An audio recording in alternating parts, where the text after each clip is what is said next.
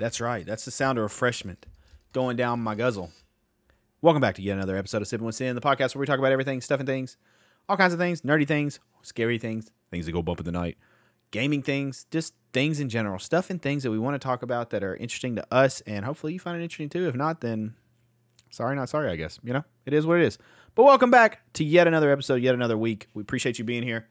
Appreciate you taking the time out of your day to let us grace your ear holes with our sensual, wonderful voices. Like that. But let's welcome back our esteemed colleague, the one, the only, Christian. How's it going, everyone? I got a lot to say this episode. No, God. Christian rant incoming. Wow, that's how we start this one. I got a whole lot to say this episode. I got some, I don't know. Our topics today, I think I got anger issues this week. I'm not going to lie. I don't know what's wrong with me. I'm ready to throw down. I'm ready to scrap on some stuff. But we'll get to that in a minute with these upcoming topics. But first and foremost, we're going to talk about what we've been listening to, reading, watching, or playing recently. And I guess I'll start real quick because honestly, mine hasn't been super exciting. I've been playing Overwatch 2 on stream and I've been loving it, really having a good time with it. Been learning to play the tank class. So I've just been tanking around doing stuff and it's been a lot of fun actually. It's been a ton of fun. But since the last time we last spoke on the last episode, pretty much what I've watched have been, let's see, Jeepers Creepers. I've watched it. I watched, there was another one I watched. Wolfman, there we go. Couldn't think of what I watched. Wolfman, the Benicio del Toro one, which I still love that movie very much. Yeah, I really do. I'm big into that movie. I really enjoy it. And I've also been going through the Halloween movies. I've been making it a focal point to try to go through them. I'm trying to do all 13 of them before Halloween. And yeah, so that's what I've been doing. I've watched at this point through 6 and the Rob Zombie 2. So I've got 8 down. So I'm to, if I'm going in order, which Rob Zombie isn't technical order, but I knocked them out first to be done with them. I'm to H2O, I believe. H2O is, I think, the one I'm on. So that's what I've been into. Not a lot of craziness. Not a lot of excitement. Haven't been watching any shows, really. Not really sure what I'm going to watch. I want to watch something soon, though. But what about you, Christian? What have you been into? All right. Well, as far as what I've been watching, I did watch Halloween, the original John Carpenter 1978 Halloween. I watched that very recently, and I got to say, what I'll say quickly about it is it's damn near a perfect film for me. But I'll talk a lot more about that in my other podcast, Horrorverse, which I will plug later on. But aside from watching that, I did watch some shows too. I caught up on season 2 of Chucky. I think I'm up to episode 4 now. That should be the most recent episode as of the time of this recording. Really quick, the last episode that I watched was a Jennifer Tilly heavy episode, and I gotta say, man, this episode was super silly. It was super silly, but I did enjoy it. It was really fun and funny. It's definitely one of those episodes that people are going to be talking about coming up here in the near future for a long time. So I did enjoy that, and we get Glenn and Glenda have returned, so that's awesome. But the thing I wanted to talk about the most, as opposed to what I've been watching, I caught up on Interview with the Vampire, the TV series. Have you seen that? What? Have you seen the TV series for Interview with the Vampire? I have not. I want to watch it, but I haven't started it. Is it on Shudder, or is it just like an AMC other thing? It's an AMC Plus show, so you need AMC Plus in order to watch it. They put out episodes every Sunday. The first episode is available on Shudder, so if you have access to Shudder, then you can watch the first episode. It's totally worth it. It's really good. I caught up. This show is queer as balls, just so you know, going into it. But is it weird that Grey Worm is I want to say Louis, but I could be wrong. No, you're correct. He's Louis. He is Louis? Okay. Is it weird for you seeing Grey Worm as Louis? So when I saw the poster for it, it was very weird seeing Grey Worm as Louis because I couldn't understand. I couldn't like wrap my head around it for a second. But as soon as the episode really starts and you see the actor kind of do his thing, then you forget that he's Grey Worm and just fall right into the show. I gotta say, aside from House of the Dragon, this is one of the best things that I've watched this entire year. Like I Wow. love this show. I'm so sad that it's only got like one episode left. Like, I cannot How wait, many dude. episodes has it Like, the been? show is. It's like 4 or 5. It's a super short series. I can't even remember how Is many there a season episodes it is, 2? but There is. No, there is. They announced it before they even aired it, right?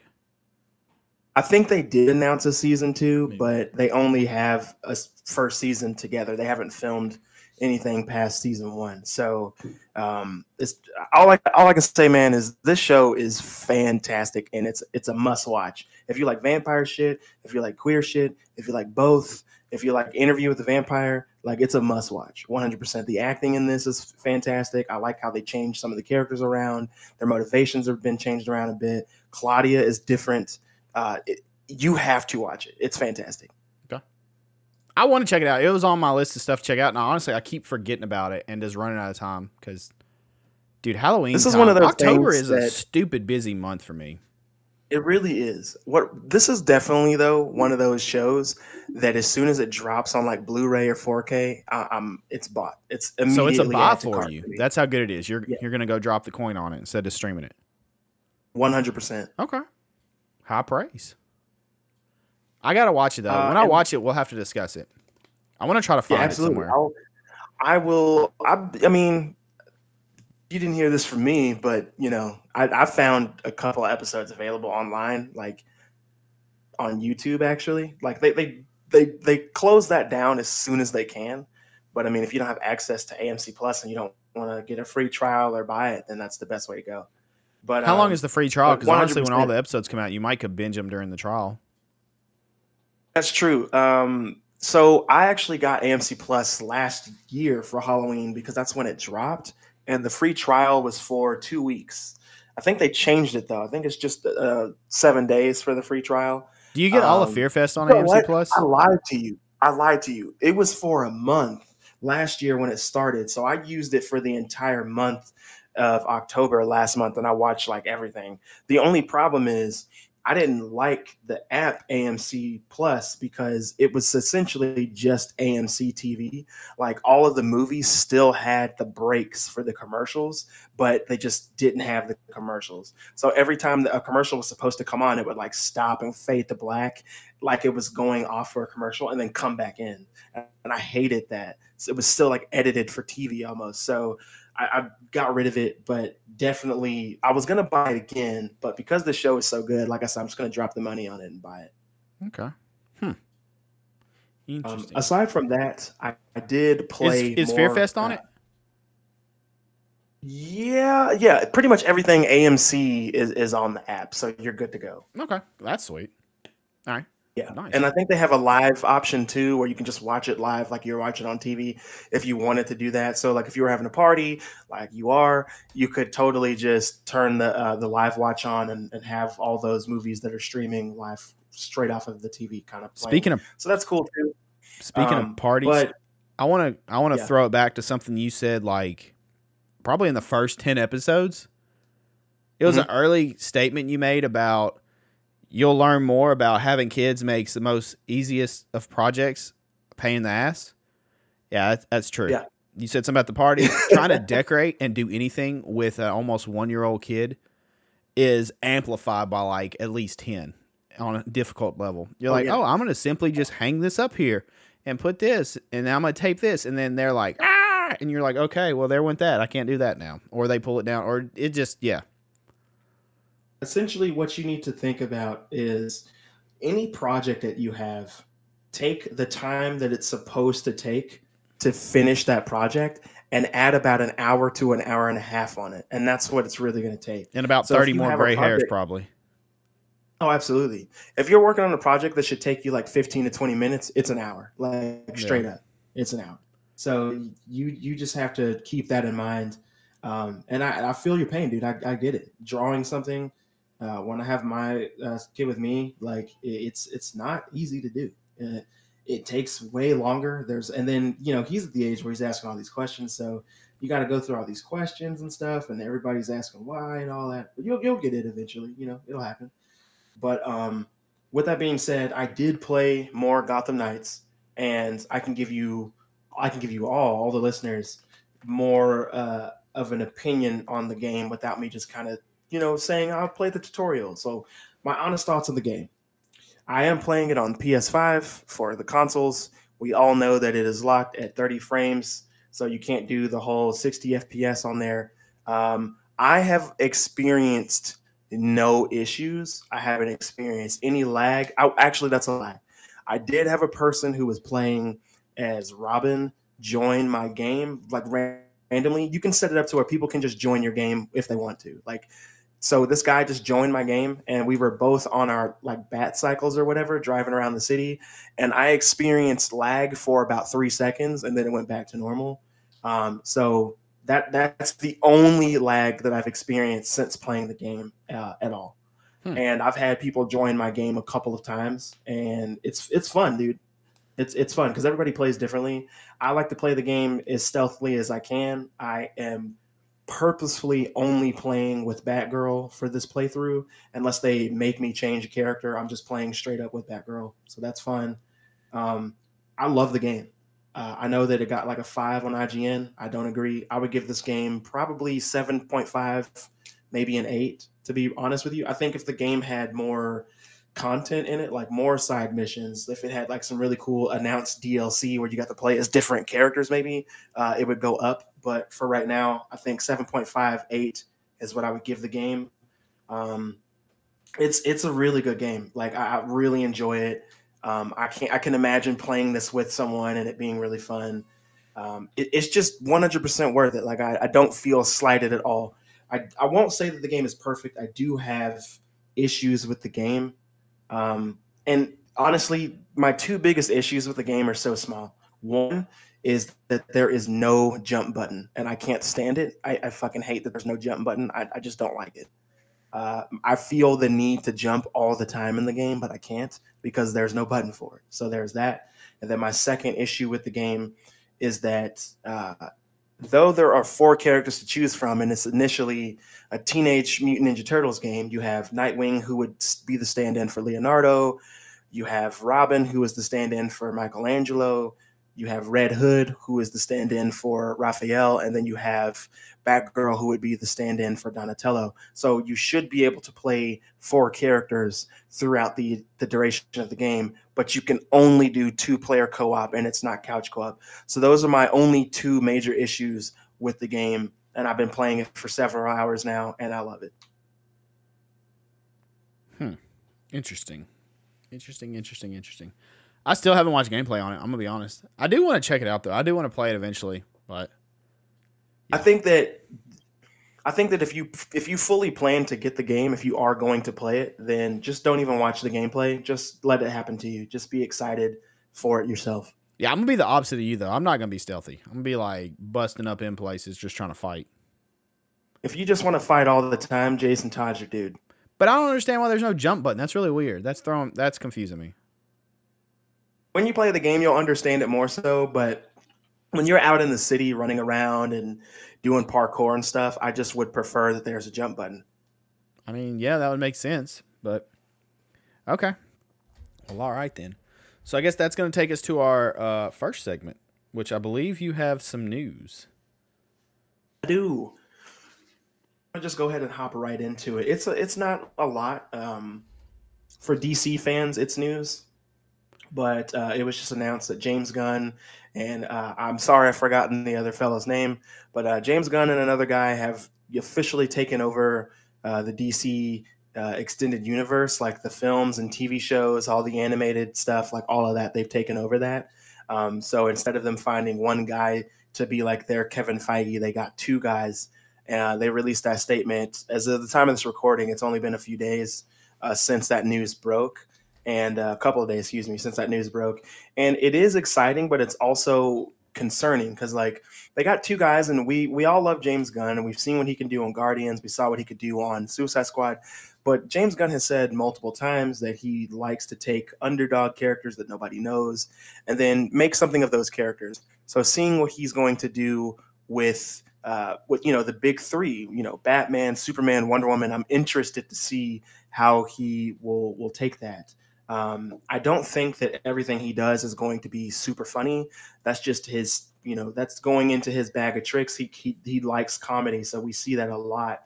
But we do know that he can do more serious stuff if he wants to. So I'm excited to see what's going to come of this. Hopefully, the fans, myself included, like what's about to happen.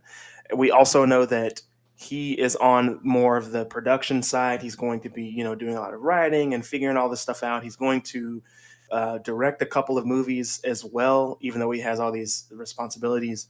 And the other person is more on the business side, making sure the money is right, making sure the contracts are right, that kind of thing. So, like I said, I'm excited to see what's going to come of this. And also with that universe that they have crafted right now that they're making, we also have confirmed that they will be, trying to get Superman up and running. They're supposed to be doing a new Green Lantern that follows John Stewart. It's focusing on him. So that's really cool to see and to hear.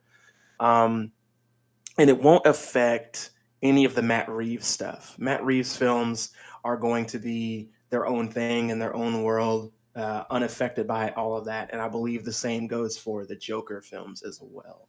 They're going to be their own thing.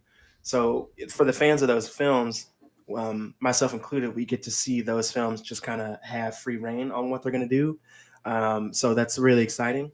And also the second part of this news is for Rocksteady Games. Rocksteady is the company who did the Batman Arkham games. So they're the most famous for those. The two heads of the company who started it in 2008, I want to say, they are stepping down. And they're stepping down before the release of the Suicide Squad game, Kill the Justice League. So that's weird news to hear because the game's scheduled to come out next year. They're stepping down by the end of this year.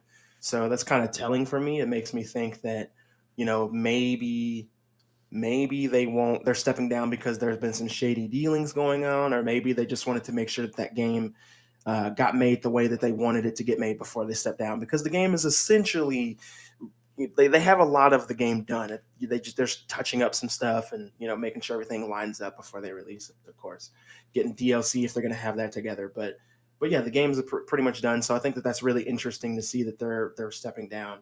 But aside from that, that's the news. I'm just, waiting to see what's going to happen. I want to hear what projects are going to get greenlit, what projects are going to get canceled, what projects we're going to have that we're excited for, they stick around. So we'll see. But that's the news.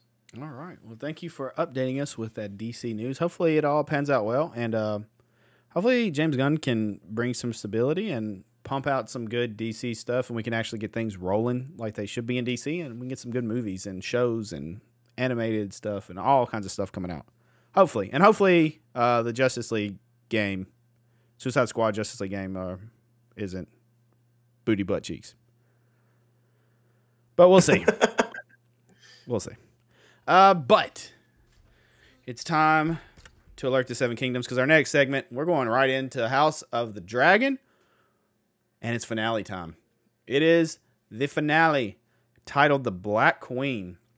Oh my God. So, quick thoughts on this episode. Kind of what we've been doing. I kind of do my jumbled quick thoughts, and then Christian gives you his in-depth analysis. It's flip-flop from the previous episode. Last episode, we didn't see any Daemon or Rhaenyra or anything like that. We saw all Hightower at King's Landing and all the, the stuff being made, the arrangements for Aegon, stuff like that. Now is the opposite. We see Daemon and Rhaenyra, and it starts with Rhaenyra pretty much losing her child. Finds out her father's died and has passed away. She loses her child, stillborn, right, Christian? That's right. The term? Did you say yeah? That's correct, yeah. Okay.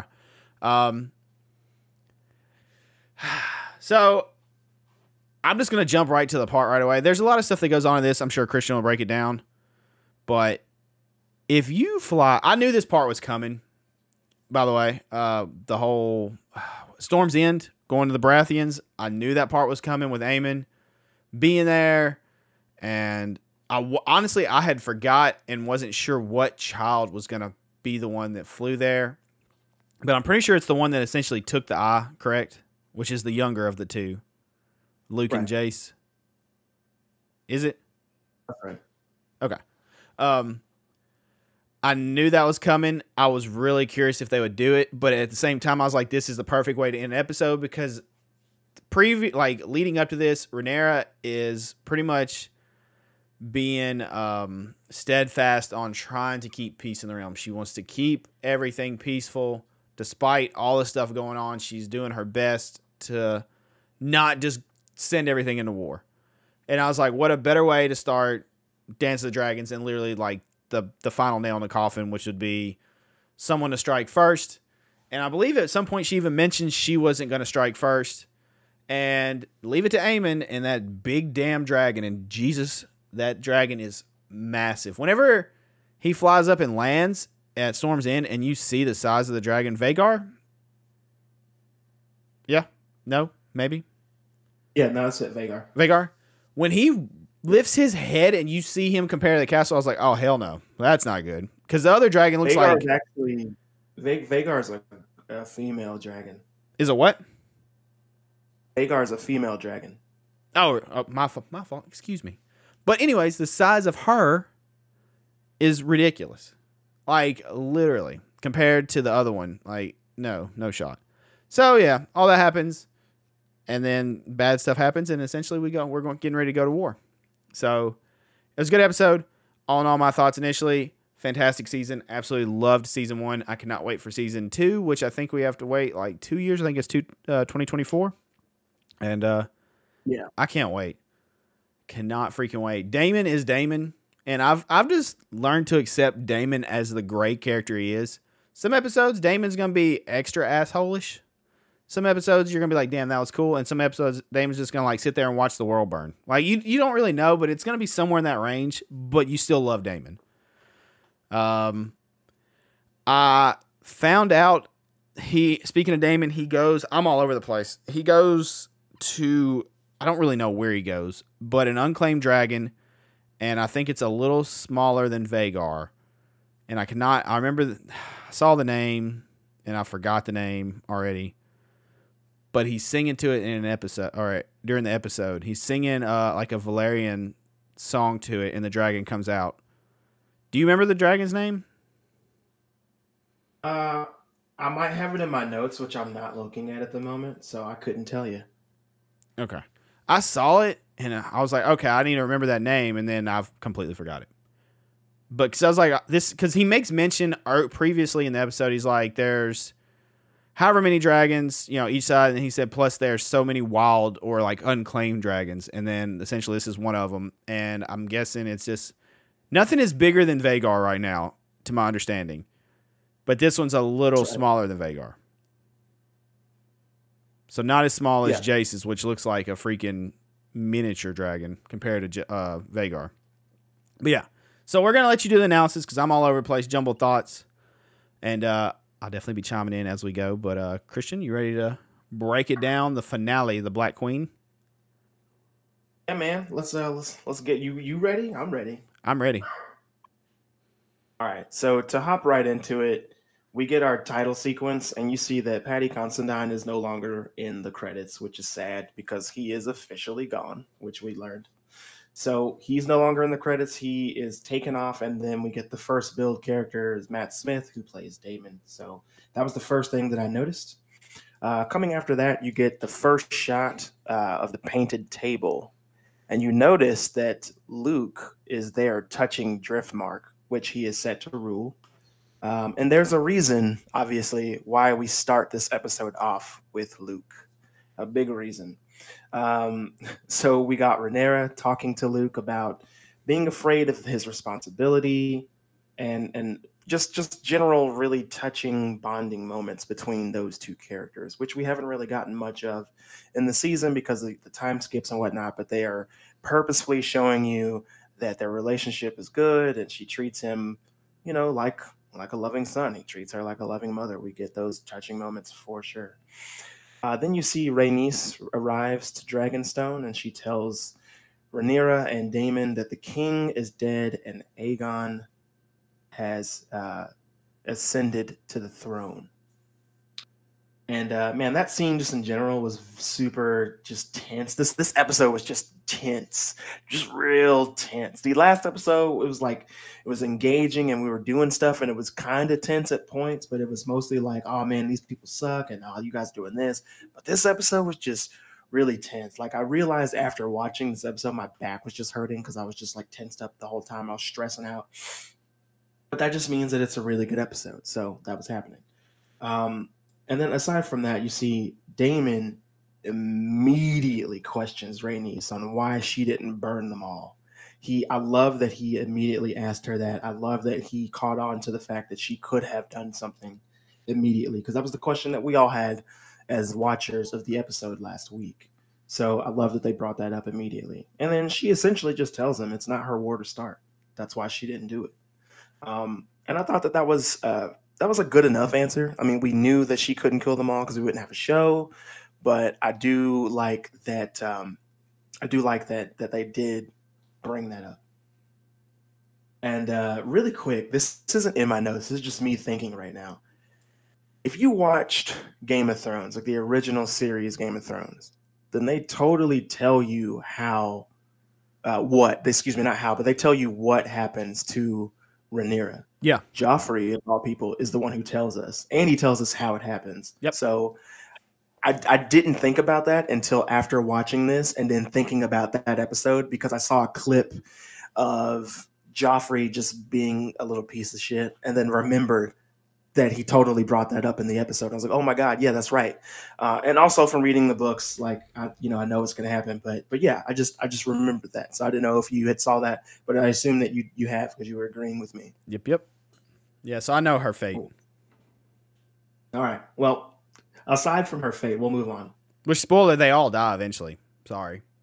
Not spoiler. I mean, yeah. I mean, it's 200 years from Game of Thrones. They're not all going to be alive, guys and gals. Yeah. This doesn't end well. Yeah. Anyway. That made me think of Dead Don't Die when you said that. Rhaenys pretty much tells Rhaenyra that the Greens are coming for you and your children. And then after hearing all this news, it kind of sends Rhaenyra into an early labor, which, I mean, obviously isn't going to end well either. And then one thing that really sucks, like you've already said that you accept Daemon as being the kind of piece of crap as he is, because he's also he's like the most interesting character in the whole show, right? You're always watching to see what he's going to do. As his wife is screaming in pain, giving birth to their stillborn daughter, right? He is just ignoring her pain and just laying plans for war. That's all he's doing, just ignoring it. And I love that you get everybody's reaction, like, hey man, do you want to go check on your wife, dog? Like, you want to go see what's going on? You want to go help her? And he just straight ignores her, like he can't even hear it. So that was really heartbreaking to hear. And man, like that definitely one of those things I thought about too. Like, why are there so many horrible birthing scenes in this show? Like, good God, they cut down the nudity, they cut down the copious amounts of gore, but they just gave us childbirth instead. Like, really gut-wrenching childbirth. And I thought about that while watching the episode, so I don't know how you felt about it. But Rhaenyra summons her boys while she's in labor and commands them to take no action against the Greens, and that includes Daemon. And they promise her that they won't do it. Then you see that Jace finds Daemon and stops him from going ahead with a few plans, which he kind of does anyway because he's Daemon, but he gets in the way. And then this comes back to bite them in the ass later, because Rhaenyra knows much more about other houses and their families due to her being on the council for so long. And Daemon was never a part of the council, so he doesn't have a clue what the fuck other houses and their families act like and what the people are like in those houses and families. So this will come back to bite all of them in their collective asses later, and I'll get to that when it comes up. But yeah, it really sucks. Then Daemon shows Jace the true meaning of loyalty by making the Queen's Guard, because she is now the Queen, which I'll get to in a little bit. He makes them renew their vows or be burned. And then we get the super dope image of Damon's dragon. I can't remember what his dragon's name is right now, uh, but we get a sick image of Damon kind of standing there, leaning on his sword as he does, and then his dragon is behind him, kind of being a dragon with a super long ass neck. By the way, his dragon has like the longest fucking neck of all the dragons. Be a long ass But turtleneck. It really does though, man. It's fucking weird, but he looks awesome because he's red and he looks cool, and he kind of is probably intentionally a physical manifestation of Damon's like rage. That's why he's red, probably. Anyway, moving on. I just thought that was a really cool image of him, and I had to write that down and make that a note that it looked awesome. Then we get the miscarriage scene, which is super fucking brutal. And I don't know if you noticed, but Rhaenyra totally opts to do this completely alone since Daemon isn't there. And in the book, it's a little different. So you see her give birth to the stillborn baby, and it's really sad. And she kind of dresses the baby and everything. And you see the silent sisters behind her because they usually take care of that kind of thing. That's their whole job. But Rhaenyra does it because she's grieving. But in the book, I'm going to kind of quote the book right now, and I have the page number and everything. But in the book, it says, "When the babe came forth, she proved indeed a monster, still a girl, twisted and malformed, with a hole in her chest where her heart should have been, and a stubby, scaled tail." That's from page 402. I wrote that down just so in case you guys wanted to like turn to that page if you have the book, or digitally you can flip straight to that and get that quote from there. But yeah, in the book, I remember saying in a previous episode that a lot of times that Targaryens and Valarians, when they have children, especially stillborn children, they usually come out kind of monstrous. And what I mean by that is they usually represent dragons. So that's what happened to this child, and it was really fucking sad. And they did everything in their power to make you feel like a total piece of shit for watching this. But you also see that Damon does more in this child. He is sad. He just pretends like he doesn't give a fuck. So he goes off alone on his own and kind of goes out by the water and just has a moment to himself. So we do see that he does care. And then at the funeral for their daughter, you see Sir Eric with an E turns up with the stolen crown of Viserys that he got from the last episode that we saw, and he brought it to give to Rhaenyra, and then he pledges his loyalty to her. And he knows a whole lot about Aegon because he was sworn to protect him. So that's a big win for the Blacks right now. And then he does his whole pledge to take no wife, no children, no land, and to guard all her secrets, obey her commands, and defend her honor. And then everyone kneels to her because at this point she is crowned the queen. But you notice that Rhaenys doesn't kneel. She's the only person who doesn't kneel in this scene. So I thought that was interesting. She doesn't really how do did you anything. feel about that? She just kind of stands Yeah, there. and we see why later. But I thought that was cool. And then to move on, man, it was really cool seeing Rhaenys in her armor standing there, not kneeling to the crown. But they light the dragon table from Game of Thrones that we saw, and I thought that was awesome. When they light it, and then Daemon introduces Rhaenyra with her new title, and I'm gonna say it because I thought it sounded dope. He what did he say? Introducing Queen Rhaenyra, first of her name, Queen of the Andals and the Rhaenyra, and the First Men, Lady of the Seven Kingdoms and Protector of the Realms. I thought that shit sounded so fucking cool. My hair was standing up on the fucking back of my neck when it happened. It was awesome. And then Rhaenyra goes over battle plans. Daemon gives her the numbers, which are actually pretty fucking weak. And who may join them. So we get that. So they immediately start planning on what to do about what's about to happen. And then you see that they're sending ravens to White Cloaks that are loyal to him, which isn't going to end well either, because if you remember in the last episode, Otto had already taken care of that. That's like one of the first things that he did was take care of all the White Cloaks that may have been loyal to Daemon still. So that's done. What else happened on that? Otto arrives with a message from Alicent, In the book, it's not Otto though. It's Grand Maester or Orwell. You know, the guy that was in the last episode. He was actually in this episode too. He was standing behind Otto, the Maester, Okay. which is weird. It's really weird to see they take a Grand Maester to go deliver messages like that. But anyway, Otto shows up and he's all smirk and shit. All smug is what I meant to say, not smirk. He's all smug. And then Rhaenyra shows up on Dragonback again, looking badass. But instead of her coming to talk to Daemon to stop a war, she's coming to talk to Otto to stop a war. So I thought that was really cool. And you get her, the music that she has coming in, which is essentially what we got for Daenerys in the original season when she was on Dragonback. So I thought that was a nice little Easter egg that we got. And then Otto pretty much reads the terms of peace. He's essentially saying bend the knee, and they'll have this and that, and then their children will be shield bearers and cup bearers, and they'll have places and land and all that. But they'll be known as their legitimate children too. I think it's one of the terms. Yeah, he did say that. They'll be acknowledged or whatever. Yeah, remember all of this is from Alicent. This is Alicent's rule because she won essentially the game on the last episode. So this is what she wants. So Otto's doing that because he lost the game. So he's playing. And Daemon pretty much says he'd rather feed his sons to the dragons before doing what Otto says. And I thought that was very telling because of what happens later on in this fucking episode. And then you see Rhaenyra walk straight up to Otto, which nobody else was going to do. So this was a baller move from her. She walks right up to Otto, takes his fucking hand of the king pendant off and throws it away, and then calls him a traitor.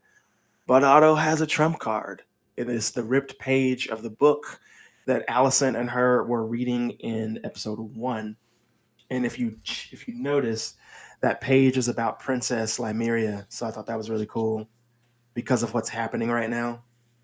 Rhaenyra says that she'll give her answer on the morrow, which would be the next day, which is also a super smart move because here's the thing. If Rhaenyra wasn't planning to surrender, wasn't planning to bend the knee, then that gives them a day to send ravens out, to ride out on Dragonback, to do whatever they need to do to gather the allies that they need to gather. But the problem is, because she didn't want Daemon going out to do this earlier, it gave the Greens more time to do it first, which we will see in this episode a little bit later. So after that, let's see what happens. I kind of think she was actually thinking about taking the terms though. She was definitely thinking about just keep peace and go about whatever. Pretty much tells Daemon they would take over. They would have their claim, or they would acknowledge their claim to Dragonstone as like the lords or rulers of Dragonstone or something. Yeah. So I mean, I got the vibe that she was going to take it, but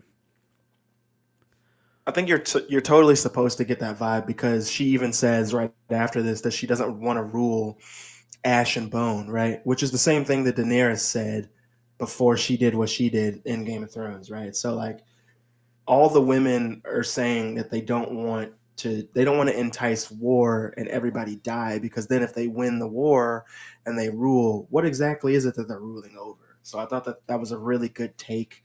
And she thought about bending the knee because she knows, like, she's not an idiot. She's been on the council like most of her life. She knows that even if she goes to war, even if they win the war, like, so many people will die because of it that, like, it won't matter in the end. You're really just fighting over ego at that point. But I mean, I understand, and we're supposed to be on Daemon's side at this point because that's why we watched the last episode that didn't have any of the characters that we wanted to see in it, because we wanted to be mad. We wanted this war to start. Plus, we already know that it's the whole point of the show, right? So, moving on, after all of this goes on, Daemon and Rhaenyra, they argue. They have everybody leave. She brings up the Song of Ice and Fire, which Daemon has no clue about. And then he fucking chokes the queen, bro. He chokes his wife, the queen, out. That was some bullshit. But Daemon pretty much tells her, like, fables and fairy tales didn't win us wars, dragons did. Like, he doesn't give a fuck about any of that. He wants this war. He wants to kill the Greens. He's ready. He's ready to fucking go. He wants her to be on the throne. He's, realistically, he will be behind all of the major decisions because he's Daemon and he's also a man. So men ruled everything back then. So there you go. So I did think that was very interesting to see. And then also another thing, like I just wanted to point this out. Viserys clearly never saw Daemon as an heir, like never, because if he did, he would have told him the prophecy of Aegon. He would have told him about the Song of Ice and Fire, but he never told him because he didn't see Daemon as an heir, and he also never really trusted Daemon either. So I think that's very, very telling. I don't know if you caught that or not, but that I totally did. I don't think he told anybody, honestly, except for Rhaenyra. Right. I mean, that's true, but he trusted Rhaenyra. That's why. And he named her heir, of course, so he was going to do it to anybody he named heir, but he also trusted her. So I think that that's another part of that you see. And also, a lot of the prophecy stuff isn't in the book. Like, it's not really in the book at all like this because the story is told from different characters' points of views. And the Song of Ice and Fire isn't really what is leading the charge for characters to make the decisions that they make in the book, which I think is a welcome change to the show because it makes it a little bit more interesting. So I do enjoy that. And then after that scene, we see that Corlys is alive and he's awake, and Rhaenys immediately starts jumping in his fucking ass, dude. She pretty much says that he ain't shit for abandoning her. She left because their children were gone, and she needed him the most at that point, and he just fucking fucked off to do what he wanted to do. And he apologizes because he sees that he's wrong. He almost died out there, not even from dying in a war, but he got sick, bro. Like, of all things, he caught a fever that could have killed him. So I thought that was fucking hilarious. And then when they go to the council, Corlys essentially announces his support for the Blacks, which is awesome. And that's a huge, huge win for them because he told Rhaenys that he didn't want to declare for anyone. He wanted to go back home to Driftmark and then say that they weren't in this war at all and that they were just going to stick to themselves. But if you notice, Rhaenys kind of convinces him otherwise because she's letting Corlys know that Rhaenyra, though they don't trust her as much as they used to, she is the only person trying to keep everybody alive, trying to make sure that there isn't a war that starts immediately, which won't be the case by the end of the episode. But I thought that was a really good touch. So Corlys announces that he's going to have his support for the Blacks, and Daemon is conveniently absent in that scene because he didn't want the smoke. So I thought that was funny. And then you see that Jace volunteers himself and Luke to deliver messages because dragons are faster than ravens, and they command much more respect than a raven does, which is true. But as we know, this won't end well, like most things. Also, after that, Rhaenyra gives Luke what she believes is the easiest mission, and it's also the closest to home. And she makes them swear on the sept, essentially, that they won't fight. Like, essentially, put your hand to the Bible and tell me that you swear you won't fight is what they had to do there. And they both did. They both swore that they wouldn't fight. And then we see another touching moment with Rhaenyra and Luke. Obviously very telling for a reason. So we see all of that. Daemon goes to the Dragon Mount singing in High Valyrian. And there's a riderless dragon. It's a huge riderless dragon. His name was Vermithor was his name. He did have a name. Okay, so it was Vermithor. And Vermithor was the king's dragon, not Viserys, but before him, King Jaehaerys. That was his dragon. Can a rider have two dragons? No. In the books, no. I don't know if they're going to change it for the show or not. So I'm curious how this is going to work with Daemon going, because he has a dragon. That's true. Now, he could... I'll actually get into that in a minute. Like, I'll go into that in a second, because I have some thoughts on that. But to finish out the episode... actually, I'm just going to say it now. Like, at first I was like, is he claiming two dragons? Because that doesn't really make sense. You could only have one at a time. But this is something from the book, and they changing stuff that happens in the book. But I'm thinking that he's trying to calm this dragon, Vermithor. He's trying to calm the dragon down and give it to his daughter Rhaena, who doesn't have a dragon right now. Like that could be the case. But if in the book, I think Rhaena has. Does she have Vermithor or does she have a different dragon? I can't remember. It's hard to keep up with some of these names, to be honest with you. But we'll see, man. We'll see in the next season how that goes. Then pretty much after that, you see Luke arrives at Storm's End, and it is indeed stormy as piss. First time we've seen where the Baratheons are from, too. Yeah, it is really cool. Then you see... Is that what you expected for them, though? No, actually. After seeing Game of Thrones and seeing the Baratheons in that show, I didn't expect that, no. So, like, based on their sigil, which is like a huge stag or whatever, I would think Baratheons would be in like a heavily like forested green area, not literally like on this little mountain island thing with crazy ass storms happening called Storm's End. I was like, wow, that's not what I expected, but it was a sweet looking place. Like it was really sick. Yeah, it did look awesome, and now you see why at least the king, I forget his name right now, but the original Baratheon king that we met in Game of Thrones. Now you see why he's such a fucking asshole, like so bitter and shit. Like I get it now. It makes more Which more Robert? sense. You talking about the one in Game of Thrones or the one in House of Dragon? That's right, Robert. That's what I'm talking about. Yeah, Robert Baratheon. Yeah. Like now you kind of see why he's the way that he is a little bit more so, because like if it was always rainy and slippery and wet and all you could do was like fight and getting drunk, bang, bro, like you get it. That's what you do. You get drunk during a storm. That's what he was good at. That's all he was good at, really, in hunting until he wasn't, right? Anyway, back to the show. We get that sick fucking shot of Vaemon's dragon. I can't remember his name right now. How did I just forget his name? That's crazy. What's his dragon's name? Vagar. Vagar. Or is it Rhaegar? Vagar. Rhaegar is that's a Targaryen. Isn't that Jon's dad? Yeah. So we get the sick fucking shot of Vagar looking like fucking Godzilla. Dude, that was coming out of creepy. That was great. I love that shot. That's definitely one. That's the best shot in the show. And the second best shot was the shot of Daemon with his dragon behind him. Did you you see the meme? It's like what Jay should have done. And it's like, oh yeah, it shows him flying in, he lands, Vagar's head pops up, and then he flies the hell out. Right away, it like goes in reverse. It's like, hell no. Well, he did swear that he would do this mission for his mom. So he had to do it, man. But anyway, I thought that was hilarious.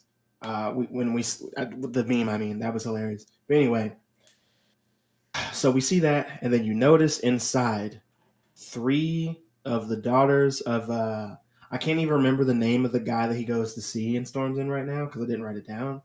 But his daughters are lined up, and there's 3 of his daughters lined up.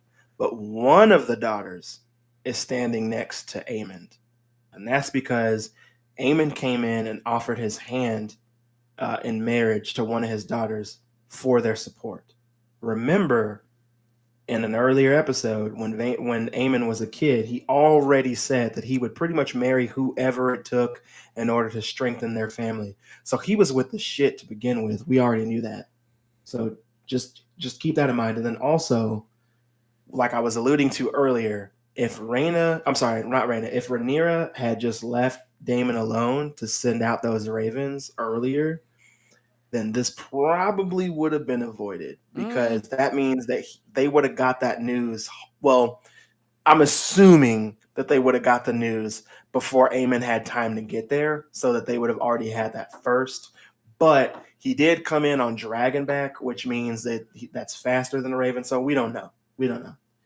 Actually, you know what? I guess Aemon was just always going to get there first because they were, going through some other shit. They were. You might have avoided a later thing though, doing the Raven, brother. Yeah, that's true. What happens next? You might have avoided that, but I don't think it would have mattered on what side the Baratheon was going with. I feel like they had that kind of stacked ready, anyways. I do like that they show you that he can't even read. He has to have the Maester read to him, because I don't know if you know this, but like, notice the only characters that can really read in this world at this time were rich people, because they could afford to learn. Yeah. So even in Game of Thrones, when Tywin Lannister is asking Arya if she can read when she was posing to be somebody else. He was doing that because, like I said, the only people who really knew how to read back then, aside from like Septons and Maesters, were rich people. So because Arya was essentially a lady, she was rich at that time. She could afford to learn how to read. So that was like a whole thing. That was like a privilege to do. So I thought that was really cool. I thought that was an interesting touch that they put in the episode. So anyway, moving on. But he's rich though. Well, that guy's rich, but he wasn't always like that because remember, Rhaenyra knew his dad. His dad died, and then his son showed up. But his son was already kind of an asshole and didn't want to learn how to read at that The point. dad is who swore to Rhaenyra too. I'm pretty sure, not the son. He totally did. He did. We saw that episode too. So I mean, the son has no loyalty. I mean, he could keep his father's word, but the dad swore not. I don't know. I can't remember this dude's name. The Baratheon. I can't remember his name either. It's so not. They say it, and I just forgot. Right. But Rhaenyra even said that he should show up and be welcome with open arms and stuff. But obviously, that wasn't the case. So we see that that the king of this person, I can't remember his name, but the king of this land in Storm's End, he pretty much says what is. He's asking him what he has to offer. He comes with nothing, so he has nothing to offer. He says, "Well, which one of my daughters will you marry?" And then Luke is pretty much like, "I can't marry. I'm already betrothed." So he's laughing at him and tells him to leave. And then that's when the shit starts. Aemon shows off his sapphire eye, which is straight from the books, by the way. And he wants an eye for an eye. What'd you say? It's sick. His eye's sick, the sapphire. Oh, yeah. Oh, I remember that guy's name. It was Boris Baratheon. Boris. So Boris pretty much tells him, like, yo, I don't want any fighting done here in my house. Y'all got to take that shit on somewhere. So he pretty much has his knights escort Luke out so he can go home. He pretty much sends him home. He's like, hey, you're a child. You know, good for you coming in here because your mom told you to, but go home. So he goes out to leave. But as he leaves, you notice that Vhagar is gone. Nowhere to be found. So this doesn't bode well for our boy Luke. And as he's leaving, as he's riding off into the skies, he starts to get chased by Aemon, who is on the back of Vhagar, the biggest dragon in the realm right now. And I need to preface this by saying, if you remember in episode, I want to say 3, remember when Daemon was on his dragon and he got shot in the shoulder with an arrow and his dragon reacted? His dragon. You remember that? Remember when? No, when he got shot in the shoulder and his dragon did what? His dragon reacted. Oh, reacted. Yeah, as if he got shot. Remember that? I think so. So you're saying they're like one mind, one body kind of thing? Not essentially. What I'm saying is, in this, what am I trying to say? In this show, in the books, the dragons can feel the feelings. They can kind of they're empathetic. They can feel what their riders feel. So if you're on your dragon and you get hurt, your dragon can feel your pain because they have a certain link with you. They're not physically hurt, but they react because they know that you hurt. So if you are afraid, your dragons will respond. Just like in original Game of Thrones, when Daenerys was in trouble, she didn't call her dragon. I can't remember his name right now. Drogon. She didn't call Drogon to come help her. Drogon came to help her because he could feel that she was afraid when she got surrounded by all those dudes. And then he shows up and starts burning them all. He did that because he felt she was afraid. So they carry that over in this show as well. So Luke is very much afraid, and his dragon reacts by shooting fire in Vhagar's face. And because Vhagar is pissed off that another little baby dragon just shot fire in her fucking face, she does what she's going to do. And she literally takes that dragon and bites it in half while Luke is riding it. So Luke is fucking dead. And in this, we see that Aemon is taken aback. He definitely wanted to scare the shit out of Luke, and he wanted to hurt Luke, but he didn't want to kill Luke. He's got to look like, oh shit, this is bad. Yeah, he knows that he just fucked up. In that moment, Aemon and knew. Also, the dragons kind of up. act on their own accord because I feel like Luke yells at his dragon like no, and then Aemon's telling like Vhagar like no, like he's trying to like tell not to do what it's about to do. The dragon. Yeah, I mean, like Vhagar totally bit that dragon in half and killed him in one bite. But he did that. Notice, Vhagar is feeding off the feelings of Aemon. Aemon is really angry and pissed off and trying to scare Luke. So that's what Vhagar is doing. And in that, Luke is afraid. So his dragon is acting accordingly. When you get scared and backed into a corner, you either fight or you fly. So his dragon kept flying because they were actually doing a good job maneuvering, but no. Yeah, absolutely. But I mean, like I said, Vhagar was fucking pissed off. So R.I.P. Luke, because you ain't surviving. And I forgot I wrote it down in my notes as well. But Arax is the name of Luke's dragon. Arax attacked out of fear because he was afraid. Luke was afraid, and he was feeling Luke's feelings really hardcore at this point because of their bond. So when he was feeling those emotions, he blasted Vhagar, and that didn't end well. He ended up dying. So essentially, Rhaenyra gets the news of what just happened to her son. And I don't know for the listeners if you've seen the most recent It films, but the It film that came out in 2017, do you guys remember the part where Henry is watching TV and Pennywise has all those kids with him and they're like, kill them all, kill them all, kill them all. Like that's the look that Rhaenyra had on her face once she got the news that her son was dead. So the war is on. They're about to kill the fuck out of some people, and it's going to be amazing, and I can't wait to see it. With that said, I got a couple of little extra notes here and some spoilers if you want to hear them. Sure. So in the book, one of the sisters teases Aemon about his eye and about his junk, and that is essentially the straw that broke the camel's back to have him go out and try to kill Luke. Because in the book, it's different. He is trying to kill Luke in the book and succeeds. In the show, not so much. So that's one of the differences that I noticed. And both went into the sky. Luke and his dragon washed up in a river or a lake 3 days later once they got bit by Vhagar. So in the book, it took 3 days for them to find out that Luke was dead. So I just wanted to let you know that. And then as far as spoilers go, without giving hella spoilers for the listeners, I will just say this. In the next season, when you hear the words and you see the people that are called blood and cheese, just know some people are going to die. And it's going to be brutal. And if they stick to what they did in the books, it's even more brutal. And Sin, I'll tell you what that means if you want me to.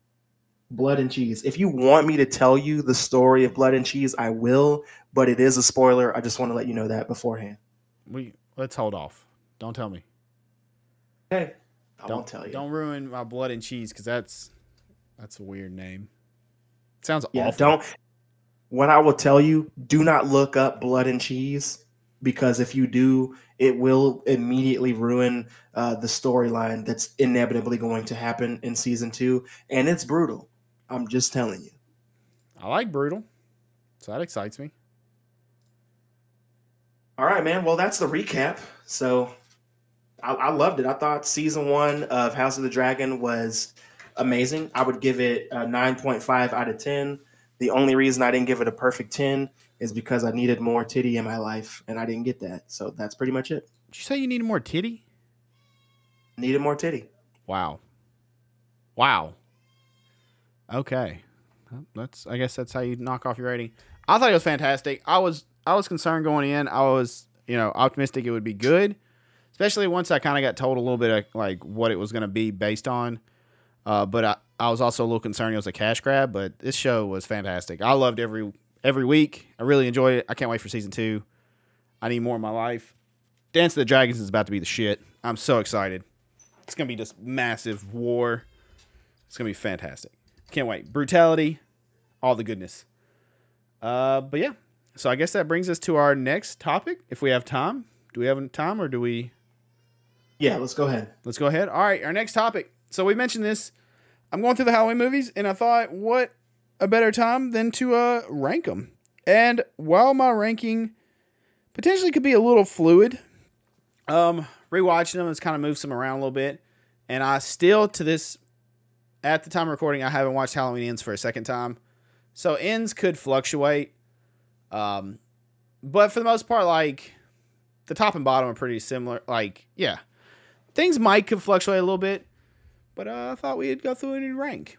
So we're going to do this fairly quickly because we're already at an hour of the podcast. So we're going to move along. But I figure what we would do is there's 13 movies total. So what we'll do is we'll kind of do like we did a list previous. We'll start with number 13 and work our way up. So we can alternate, but I'll start. Number 13 for me, the worst Halloween movie out is got to be Rob Zombie's Halloween 2. That's my number 13. Christian, what about you? Just to keep this quick and consistent, what I'll say is I don't have a list of 13. I have a list of 12, and that's because I have not seen Halloween Ends. You know what? Actually, I will rank Halloween Ends without seeing it because I can kind of gauge what I will think of the film. So I will put it in my ranking. But coming in at number 13 is the same. Rob Zombie's Halloween is absolute boo-boo shoes. Yeah. And I don't like it. It makes me mad every time I see it. And that's not a good feeling to feel. So There we go. Yeah, I got nothing good for that.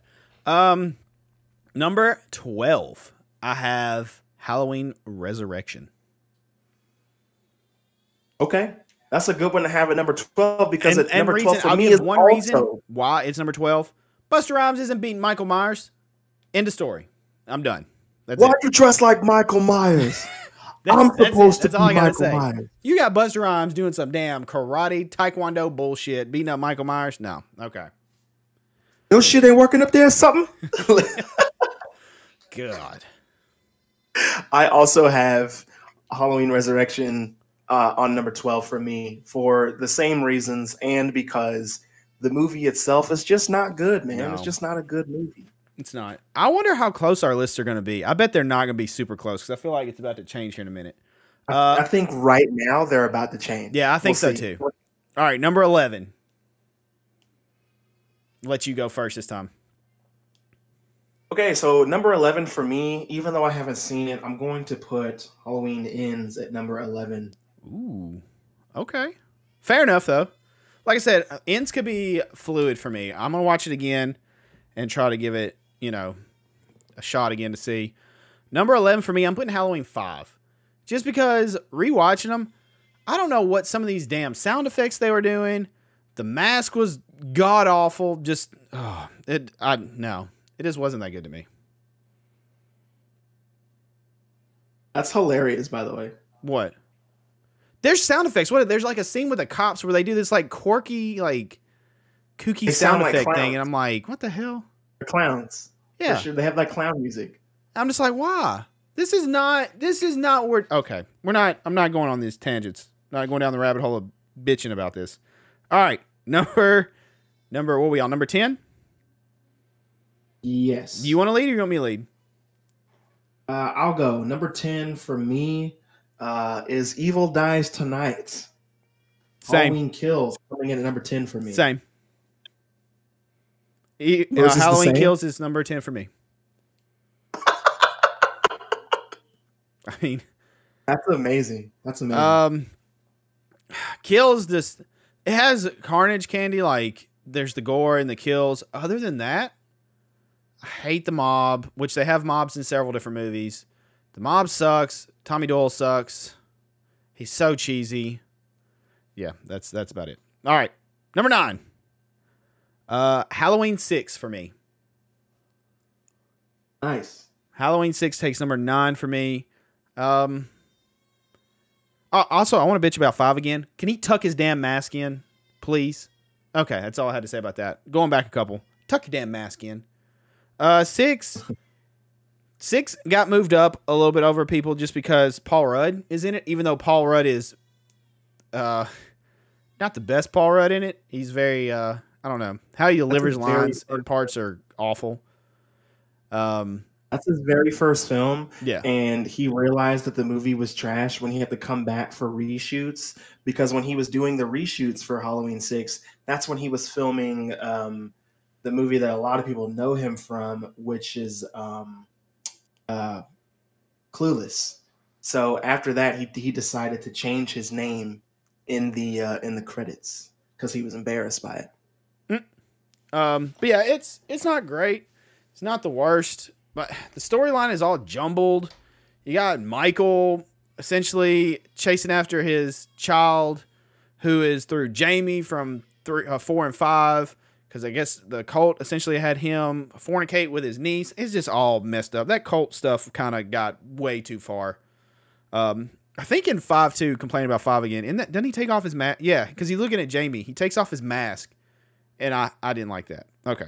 Done with 5. 5 is down the list. So we move on. Oh, no, it's your time. Sorry. All right, so number 9 is Halloween 5 for me. Okay. Number 9 is 5. There are parts of 5 that I do enjoy, and most of it is nostalgia, I will admit. Like Cookie Woman, like, that's hilarious to me. I'll never not think that's hilarious. Michael dressed as another person to kill that one girl, Tina, in the car. Oh, yeah, that's a cool mask, too. Yeah, I like that part, and he was just staring at her as she kissed him, which was also hilarious. But like I said, that movie is pure nostalgia, but the part where she's running around, like Jamie, when she's running from him trying to escape in the house, I thought that was legitimately terrifying when I was a kid. And then, he does take his mask off, and you see like that single tear of him falling down and stuff. So that kind of takes you out of the moment. But there's a lot of other, like the Men in Black and all that. There's a lot of really, really weird shit going on in that film. They really kind of screwed up those movies. Like, if from a storyline perspective, they took it in a weird direction. They did. They very much so did. But yeah, that's my number 9. All right. So what you got for number 8 then? Number 8 for me is H6, the Curse of Michael Myers, and it's for essentially the same reasons as yours. It's a little bit higher on my list than yours is because I do like that film. I like the atmosphere. Going back to watch it is a little. I have a fonder memory of watching it than I do the other films, and I watched that one with a buddy of mine, and it had like crazy music, and there was a lot of guitar and shit in it. I thought it was cool. Yeah, they do weird with like the suspense music. It's like more rock or something. I don't know. It's noticeably different. Very rock heavy in that film, and I thought it was funny. But I just, like I said, the watching experience that I had, because I watched these movies when I was a kid as a marathon, and I had a lot of fun with that one. And I didn't realize at the time that it's better than 5, for sure. Yeah, it's better. It's definitely better than 5. I didn't realize at the time that Michael and Jamie had conceived the child, because I was also a child watching these. But now as an adult watching that and hearing that, like it's some Targaryen it's not great. shit. Yeah, man, it's some weird shit in that movie for sure. They wrote themselves into a corner and tried really hard to get out of it. It didn't quite work, but yeah, that movie comes. It's funny, we've ranked pretty similar actually. Mm-hmm. 5 and 6 and stuff.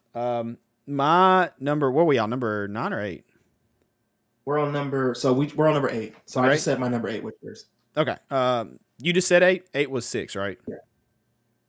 Yeah. Okay. Mine is Ends right now. Again, let me preface, this is fluid, because once I watch it again, Ends could topple. I don't particularly see Ends going up at the moment. It could topple. This may be its peak for me, and it more than likely will topple if I watch it again and it makes me angry. But yeah, I have Halloween Ends right now. Okay. So now number 7. And I'll lead. Number 7. So I debated on whether or not this movie should even be listed because it does not feature Michael Myers. But with that being said, I think if this movie wasn't under the Halloween title, it's a pretty solid horror movie. I have Halloween 3, Season of the Witch. I do like it. I love the little commercial song and the mask and everything. It's decent. It's cheesy, but it's decent. It goes a little lower just because obviously it's not a Michael film, even though he appears in like on a TV for like briefly. But yeah, so I have Halloween 3 at number 7. 3 more days to Halloween. Halloween. Dude, it's catchy. Halloween. It's so catchy. It is. All right. So that was your number 7. 7. Yeah. All right. Coming in at number 7 for me is Rob Zombie's Halloween, the first one. Coming number 6 for me. It's not my favorite. It's right in the middle for me. Wait, you said And 6 or it's right 7? that's number 7. Okay. Yeah, and well, I mean, it's essentially in the middle. Yeah, because it's Close 13. enough. It's in the middle enough. It's in the middle enough. But it's coming in at number 7 for me because like half of the movie I think is pretty cool. Even though we're just remaking the original one, like that's kind of what I wanted, especially when I saw the film for the first time. So I got a lot of what I wanted, and then I got a lot of stuff I didn't really need or care about. I don't like that Michael's first kill isn't Judith, so that really bothers me. And the fact that he's killing Joni from Spy Kids is weird. And Oh my God. seeing the kid from Spy Kids be a complete and total see him be an asshole is really hilarious. So and his home life, like I didn't really need Michael's like terrible home life, and it's super trailer trashy, and everybody's has the filthiest potty mouth of all time, and it was very strange to see that because I was like, I don't really need Michael to have a reason to do what he does. Like the point is that he just snaps one day. But the other half of the movie is pretty good. I do like seeing some of the things we got to see. Some of the scenes that they remade, like I liked a lot. And then pretty much like let me just tell you this: Ken Foray is Joe Grizzly, dude. Like, give me more of that. That Joe shit was Grizzly, fantastic. I'm Joe Grizzly, bitch. I got a burrito deluxe supreme talking back at me. like, like all of that, dude. I loved all of that. That was sick. I did like that Michael was making masks, but I also hated that he was making masks. Like I'm 50-50 on that, man. I waffle back and forth. But to speed this up, that is my number 7. So Okay. number 6. All right. So we go to the next one. I'll lead Halloween 4. Return of Michael Myers takes the next spot. I thought it was all right, decent. I like mainly. I think what pushes it up for me is the end where Jamie has killed in the clown costume. I always like that part, and Loomis screaming no, no, and all that shit. I like that.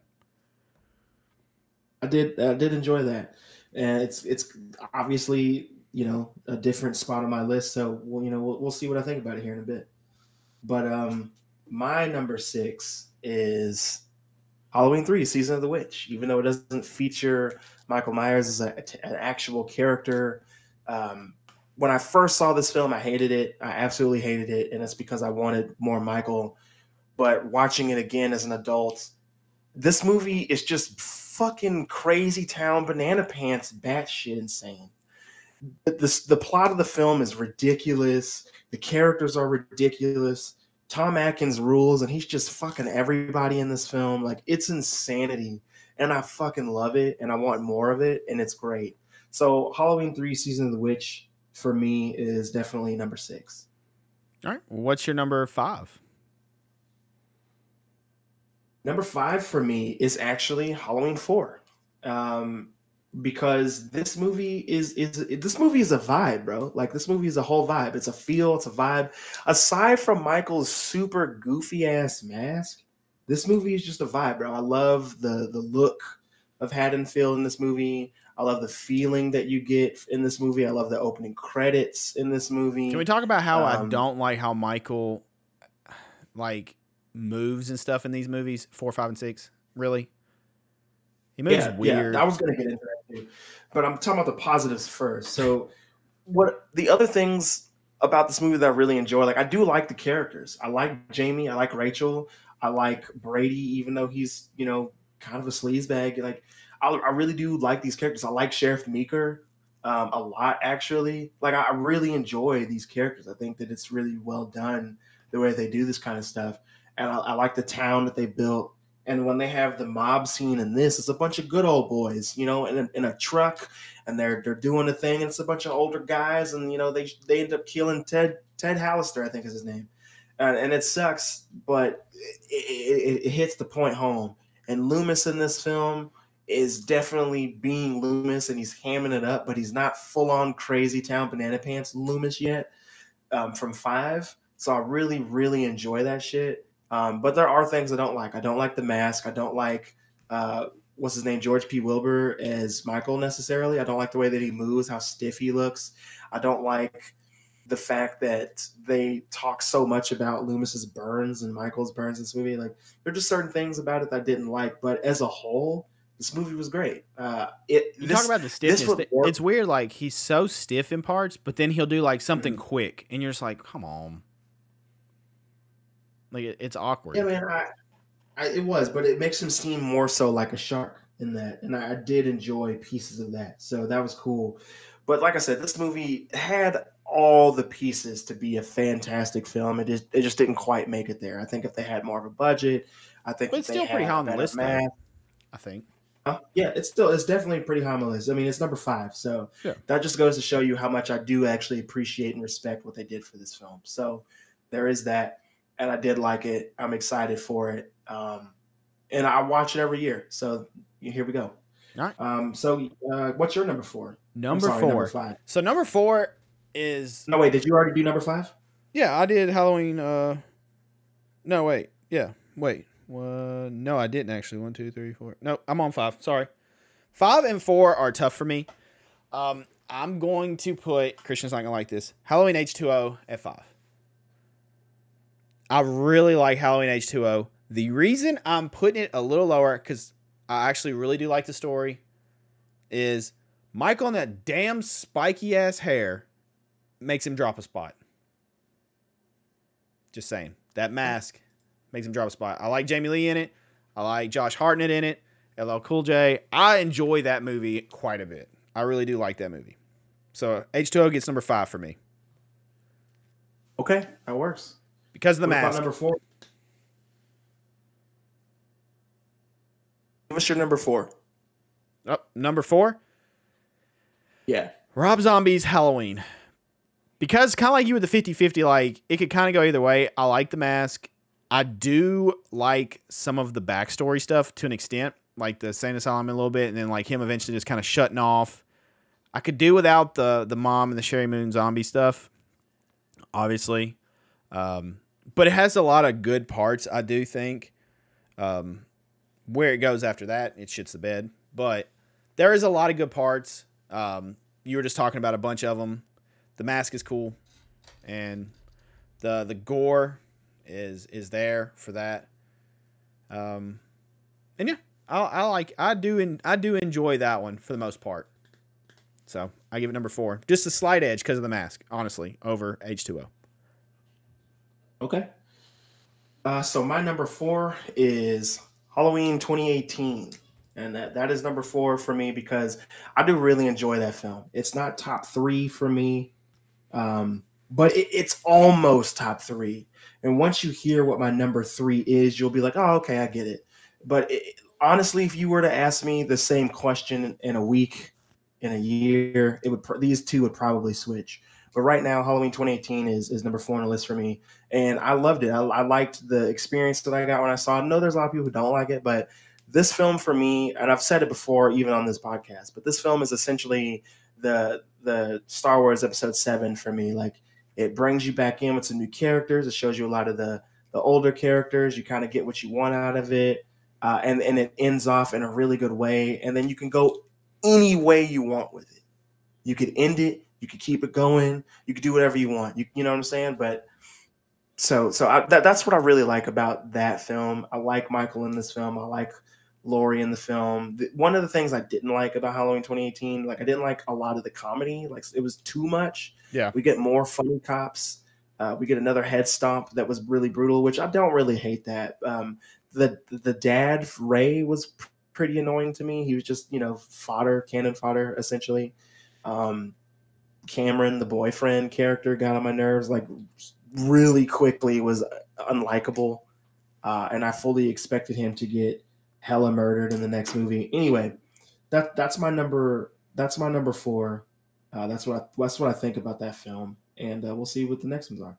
All right. My number 3 is Halloween 2018. I love it. Nice. I do. I really enjoy that movie. There's very few things that I'm not super crazy about in it, but you get the feeling, you know, Michael and he's just essentially a great white shark out there just feeding, and I really do enjoy that movie. Wish I could say the same for the rest of the two they did after, but you know, it is what it is. But I do like that one.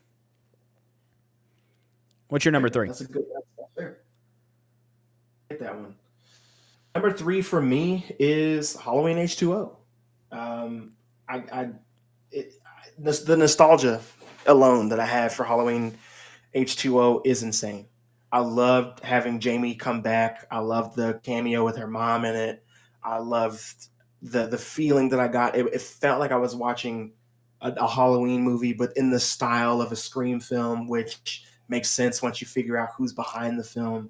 I thought Josh Hartnett was fine in the movie. It was one of his first films, so I really enjoyed seeing that.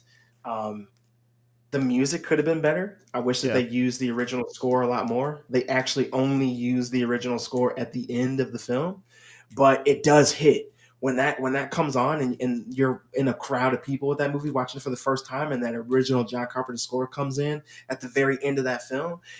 Everybody cheers, everybody claps. It's great. It really slaps, and I love it. So that's number 3 for me.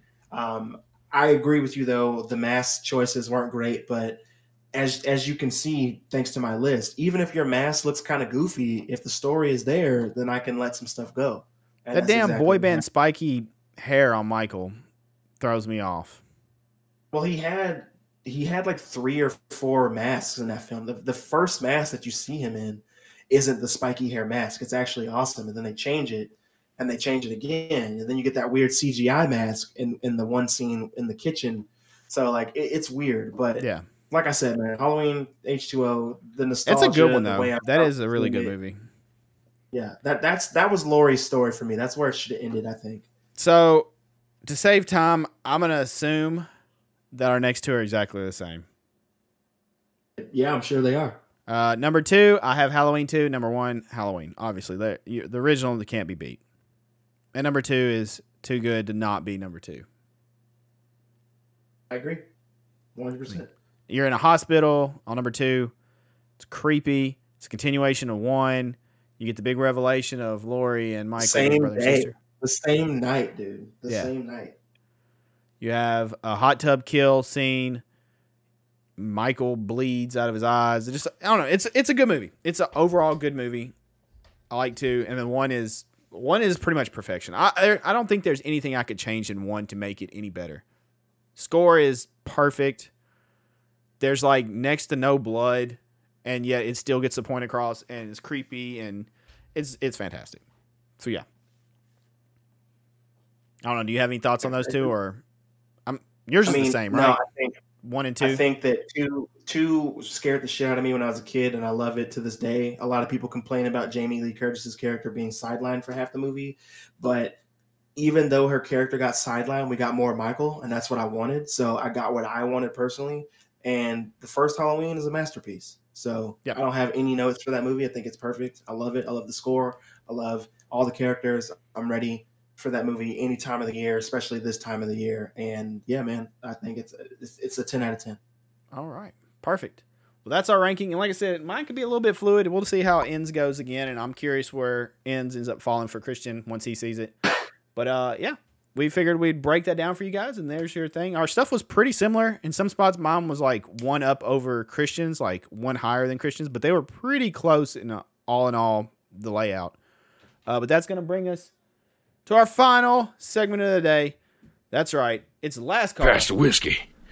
Last Call, boys and girls, where you get your whiskey and we talk about the final topic of the day. This week, we're going to continue on the Halloween train, and I'm going to ask Christian for the last call question. What is the best Michael Myers mask, and what is the worst out of all the films?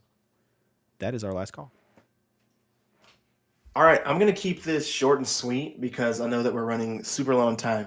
So the best, I'll go with the worst first.